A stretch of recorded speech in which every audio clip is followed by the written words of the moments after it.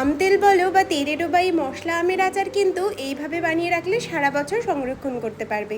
আর তার সাথে আমের মিষ্টি ঝুরি আচারও বানিয়ে রাখলাম সারা বছরের জন্য। আজ শেয়ার করব তোমাদের সাথে আম তেল বানানোর সঠিক পদ্ধতি, আর সেই পদ্ধতি অনুসরণ করে তোমরা তেলেরও বা মশলা দিয়ে যে আমের আচারটা হয়, যেটা আমরা খেতে ভীষণ পছন্দ করি, এইভাবেই কিন্তু বানানো হয়। আম তেলের জন্য যে আমের আটিগুলো একটু শক্ত হয়ে গেছে সেরকম আটি নিলেই ভালো হয়। আমগুলো যেরকম করে আমি কাটছি সেরকমভাবেই কেটে নিতে হবে। উপরের খোলস ছাড়ানোর কোনো দরকার নেই, সিম্পলি এরকমভাবে কেটে নেবে। আর তার আগে আমগুলোকে আধ ঘন্টা মতো জলে ভিজিয়ে রাখবে মুখটা কাটার পর, যাতে আমের কষটা বেরিয়ে যায়।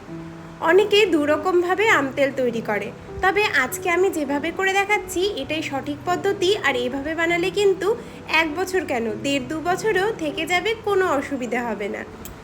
আমি প্রথমে আমগুলো সব একসাথে কেটে নিয়েছি।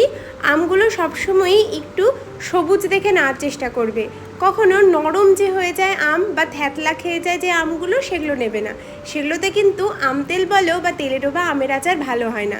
একদম মটমটে আম দিয়েই এটা খুব ভালো হয়। এই আম তেল করার জন্য কিন্তু আমগুলোকে রোদে দেওয়া একদমই বাধ্যতামূলক।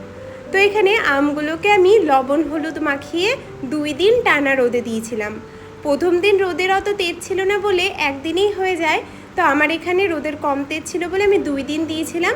2 দিন দেওয়ার পর সুন্দর আমের রসটা টেনে গেছিলো।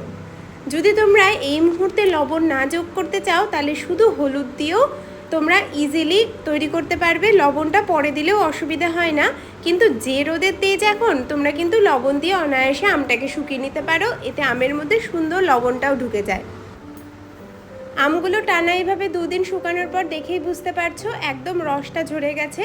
খুব বেশি শুকাবে না, তাহলে কিন্তু আমের মধ্যে মশলাও ঢুকবে না আর ওই নরম ভাবটা আসবে না, চিমড়ে মতো হয়ে যাবে।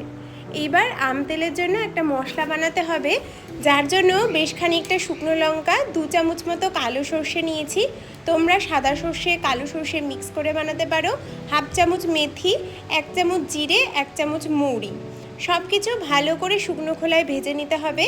খুব বেশি মশলাগুলোকে ভাজবে না, হালকা গন্ধ ছাড়লেই নামিয়ে নেবে, নয়তো কিন্তু বেশি ভাজা হলে মশলাগুলো তিক্ত ভাব হয়ে যাবে। এবার লবণটাও একটু ভেজে নিচ্ছি, কারণ আমগুলো তো আমার শুকনো হয়ে গেছে।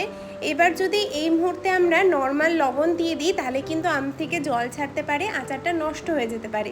সেই জন্য লবণটাকেও হালকা ভেজে নিয়ে এই সমস্ত মশলা মিক্সিতে সুন্দরভাবে পেস্ট করে নেব। অনেকে এর মধ্যে চিনি যোগ করে, কিন্তু আমার যেন এই আচারে চিনি একদমই ভালো লাগে না। তো যদি তোমরা চিনি দিতে চাও তাহলে চিনিটাও দিতে পারো, পুরোপুরি অপশনাল। মিক্সিতে সুন্দরভাবে গুঁড়ো করে নিয়েছি। আজকে আম তেল বানানোর রেসিপিটা শেয়ার করছি। সেম প্রসেসে তোমরা আমের এই মশলা দিয়ে তেলেডো বা আচার তৈরি করতে পারো। সেক্ষেত্রে আমি যে মশলাটা দেখালাম এটা ডবল দেবে, আর প্রথম যে তেলটা আমি গরম করেছি ওইটুকু তেলেই ওই মশলা আচার খুব ভালো হয়। তেলটা বেশ ভালো করে দেখো গরম করে নিয়েছি। তারপর তেলের মধ্যে গ্যাস বন্ধ করেই 4-5টা কাঁচা লঙ্কা দিয়ে দিয়েছিলাম, আর দিয়েছি 1/2 চামচ মতো কালো জিরে। এইবার তেলটা যখন উষ্ণ গরম, তখন মশলাগুলো মিশিয়ে নিয়ে আমের সাথে সব কিছু ভালো করে মেখে নিতে হবে। তেলে ডোবা আমের আচারে ঠিক এই প্রসেসটাই করবে। মশলাটা আগেই বললাম দ্বিগুণ হবে, ব্যাস।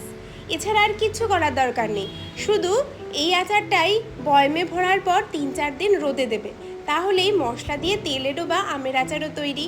তবে আম তেলের জন্য সর্ষের তেলটা একটু বেশি লাগে, তাই প্রথম দফায় এই আচারটা তৈরি করে নেওয়ার পর আবারও এই 1/2 কাপ মতো সর্ষের তেল গরম করে এর সাথে মিশিয়ে দিয়েছিলাম। এতে আম তেলও তৈরি আর তেলে ডোবা আমের আচারও তৈরি।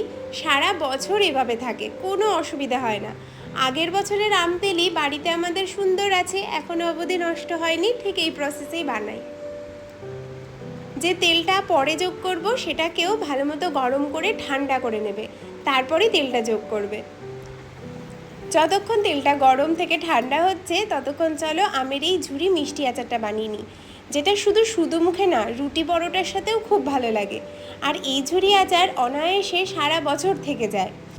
আমগুলোকে যতটা ঝুরি করতে পারবে ততটা করেই ঝুরি করবে। আমি চাকুর মাধ্যমে খুব একটা ঝুরি করতে পারিনি, গ্রেটারেও গ্রেট করে নিতে পারো, তবে সেক্ষেত্রে আমগুলো কেমন যেন গলে যায়, সেজন্য একটু দানা দানা থাকলেই ভালো লাগে। এদিকে আম তেলও আমাদের তৈরি হয়ে গেছে। আমি একটা সুতির মলমল কাপড় দিয়ে এরকমভাবে ঢেকে দিয়েছি। এটাকে 2-3 দিন টানা রোদে দেব, তাহলেই আমাদের আম তেল তৈরি। এখন যা রোদ উঠেছে তাতে কিন্তু কোনো ব্যাপারই না বানিয়ে রাখা। আমের যে ঝুরি মিষ্টি আচারটা বানাচ্ছি তার জন্য একটা মশলা বানিয়েছি। মশলা মানে একটু 5 ফোড়ন, জিরে, মৌরি, ব্যাস। এর মধ্যে কিন্তু আর কিচ্ছু মশলা লাগে না, এইটুকু মশলাই যথেষ্ট। একটু ড্রাই রোস্ট করে গুঁড়ো করে নিতে হবে।